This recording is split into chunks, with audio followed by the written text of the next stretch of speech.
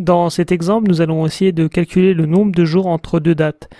Cela peut servir pour de nombreuses choses, comme dans la vie quotidienne, pour déterminer l'âge d'une personne, le nombre de jours depuis un événement, mais également pour une entreprise, pour déterminer un montant pour une facture, selon le nombre de jours de prestation, ou pour des dates qui sont éloignées. Donc des dates assez proches, on peut le calculer à la main, mais des dates éloignées, il faudra plutôt utiliser un tableur, car avec des années, on aura des jours, des années qui vont faire un nombre de jours variables, des années bissextiles.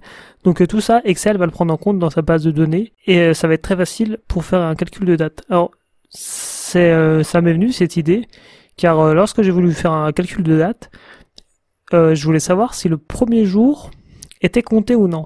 Ça a une importance, par exemple, pour une entreprise, est-ce qu'elle facture tous les jours?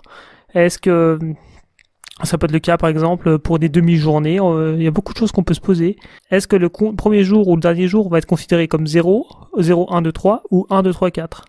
Donc, on va faire un petit calcul et je vais vous expliquer. Donc moi, mon idée à la base, ça m'est venu, car le 21/11/2018, j'ai acheté pour la première fois de ma vie un Rubik's Cube. Donc je voulais savoir si au bout d'un mois j'allais m'améliorer pour le résoudre. Donc au début j'ai regardé des vidéos sur internet avec des formules, des algorithmes. Et donc au début j'y suis arrivé les premiers jours, mais j'avais besoin de ma feuille. Donc je me suis dit, pour le premier mois, tous les 5 jours, je vais me chronométrer pour savoir quel temps je dois mettre. Donc on va essayer de calculer le 5e jour. Donc moi je considère que le jour où j'ai acheté mon Rubik's Cube, c'est le jour numéro 1. Donc moi je veux qu'il soit compté. Je le mets juste. Donc le jour. Donc par exemple, le 25/11/2018, ça fait, selon moi, 5 jours. Je vais regarder Excel comme il va calculer. Alors là, j'ai mis directement le format au format date, et Excel va automatiquement le reconnaître. Si jamais Excel ne vous l'avait pas reconnu, vous allez dans Nombre et vous changez le format. Et là, il y a plusieurs formats et vous mettez bien date. Donc on n'est pas obligé de mettre l'année, on peut mettre juste le jour, le mois, on peut mettre 25 novembre. Il va comprendre. Normalement, si on fait pas de faute dans novembre, il va comprendre. Donc je vais lui demander, je vais faire ce jour-là, moins ce jour-là. Donc il me considère qu'il y a 4 jours, car il y a un des 2 jours qui ne va pas compter. Donc il va faire par exemple 22, 23, 24, 25, 4 jours. Et moi, de ma façon, je souhaite calculer 21, 22, 23, 24, 25. Donc là, c'est pas forcément une erreur, c'est selon ce qu'on souhaite calculer. Donc je veux calculer que pour moi, le 4e jour, en fait, le 5e jour. Alors en fait, je veux pas faire de calcul ou de copie incrémentée. Je ne veux pas faire de formule ou de calcul, car les copies incrémentées pourraient être fausses. En fait, les copies incrémentées, c'est lorsque je mets 1, 2, 3, Excel, si je lui mets juste ça, il y a des options, on peut le modifier, il va me faire la suite. Si je fais 5, 10, théoriquement, si je lui mets 2 ou 3 chiffres, alors des fois il faut en mettre plusieurs, hein. Il faut en mettre 1, c'est insuffisant, il va pas savoir. Et par exemple, janvier, février, il va me faire tous les mois de l'année, beaucoup de choses comme ça. Donc pour moi, je veux dire que c'est le 5e jour. Donc ça, c'est déjà un indicateur. Déjà, vous faites sur un petit écart de jours pour savoir, et après, on pourra faire sur un nombre d'écarts. Donc le 25, pour moi, c'était une date assez proche, j'ai pu le calculer. Donc maintenant, je veux dire le 10e jour.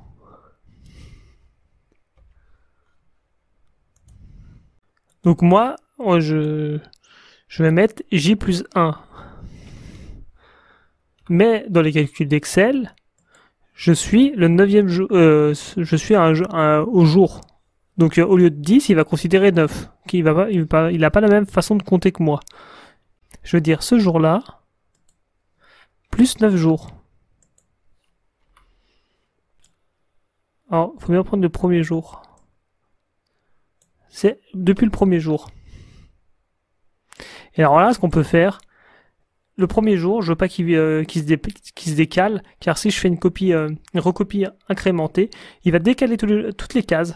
Il va prendre la case 3, après la case numéro 4, 5. Donc j'appuie F4 pour tout verrouiller. Et en fait, là, normalement, à partir de 2 chiffres, il arrive à comprendre Excel. On va quand même vérifier sur les valeurs.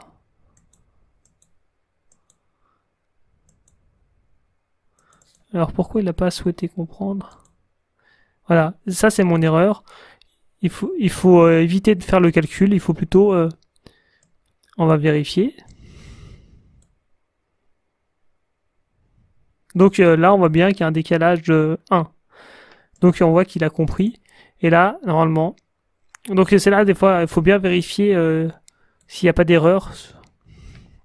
Donc en fait, là, moi, c'était assez facile, car j'arrive à des nombres en 25, 35. Donc c'est assez facile de calculer mentalement. Donc maintenant, on va faire autre chose. J'ai écrit 4, 9, donc mon calcul moins 1. Et en fait, ça, c'est pour aider Excel à faire calcul. Donc là, je peux dire même masquer. Moi, je n'en ai pas forcément besoin. Mais en fait, masquer, c'est pas supprimer. Si on tire un peu sur la cellule, elle peut s'ouvrir. On peut la voir. Donc moi, je vais considérer que tous les 5 jours, je vais me chronométrer pour faire la résolution du Rubik's Cube. Alors, je l'ai fait au 5e jour. Et donc, moi, mon temps, il était... 5e jour, en fait, ça correspond pour moi. À la fois, j'ai pas eu besoin de feuilles pour reconnaître mes algorithmes. Donc, moi, je fais la méthode basique. Mais ça, c'est rien à voir.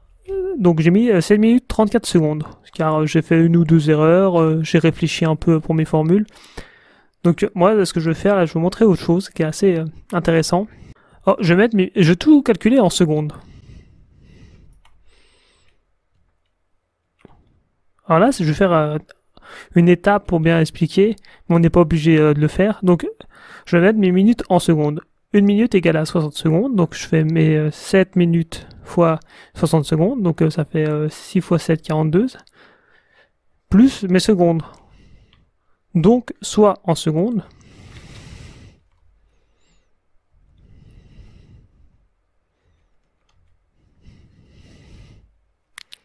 j'additionne toutes mes secondes.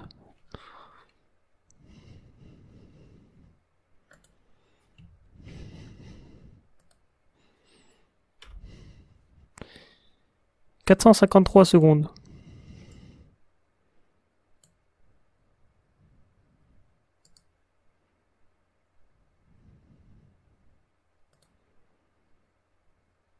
Donc, ce que je vous fais, faire un décalage de plus 5 par rapport à une date, c'est intéressant de comprendre le mécanisme, qu'il va pas me compter un jour, alors que moi, je veux qu'il souhaite compter un jour. Mais dans certains cas, je souhaiterais ne pas compter un jour. Donc, ça dépend quelle est sa méthode de calcul. Donc, là, je vous fais la méthode sous Excel, mais il y a quand même d'autres méthodes. Par exemple, en passant maintenant sous les agendas.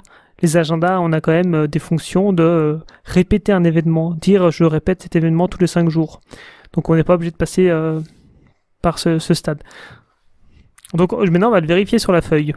Donc pour reprendre mon calcul, ma date de début est ici le 21 novembre, donc c'est novembre-décembre. Le 21, je considère que c'est le jour 1, donc 1, 2, 3, 4, 5, 6, 7, 8, donc là maintenant, je vais faire le jour numéro 5, qui est ici, si on part du principe que le jour 1, c'est le jour d'achat, par exemple, ici. Donc le jour 5, c'est le numéro 25. Et si on regarde mon calcul sur Excel, on voit que c'est également le 25. Donc le jour 10, par exemple, il me dit que c'est le 30. Donc j'ai également pareil. Donc c'est intéressant, Excel, il va calculer les jours à 30 jours, 31, les années... selon les variations. Et c'est intéressant sur des grandes valeurs. Donc il y a autre chose que je vais vous montrer, c'est que j'ai converti mon temps. Alors là, ça n'a rien à voir, mais j'avais 7 minutes, je sais pas si moi, 7 minutes 34 secondes. Donc j'ai calculé que ça faisait 454 secondes. Et imaginons maintenant que on souhaite reconvertir ces 454 secondes en 7 minutes 34. Par exemple, ça on ne le sait pas ça. Alors là, ce qu'on va faire, on va partir d'un postulat, c'est que 1 minute égale à 60 secondes. Donc moi, j'ai 400. C'est intéressant pour une chose. Je vais prendre une calculatrice, et maintenant, je vais faire mon produit en croix. 454 fois 1 divisé par 60, divisé par 60. Il va me dire que ça fait 7,56666. Donc là, il y a un petit problème. C'est que 7 minutes, donc là, on va considérer que ça équivaut à 7 minutes plus 0,56 minutes, si on calcule. Donc, comment recalculer ces 0,56? C'est un peu un calcul de comptable, mais là, on va toujours partir sur le même postulat, 1 minute égale à 60 secondes. Donc moi, j'ai 0,56 minutes.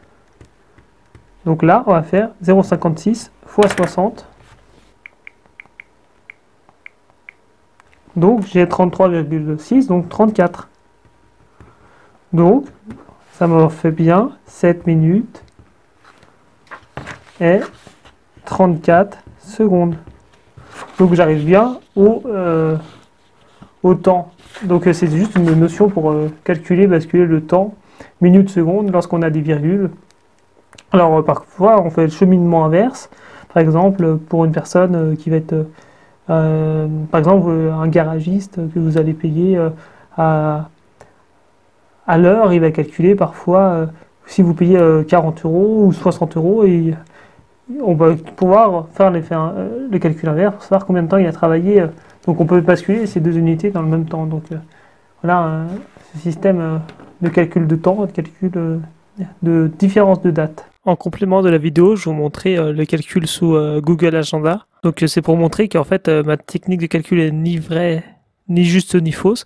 C'est selon ce qu'on veut calculer, et que souvent, moi, la méthode que j'utilise n'est pas forcément la méthode la plus utilisée. C'est simplement que moi, j'ai voulu compter le premier jour. Mais dans beaucoup de cas, on ne souhaite pas compter le premier jour. En fait, ça va occasionner un écart d'un jour. Donc par exemple, si je reprends sur Google Agenda, et pour montrer qu'il n'y a pas besoin de faire de calcul, donc c'était le 21 novembre, le début. Donc je fais clic droit, créer un événement. Par exemple, on va le nommer.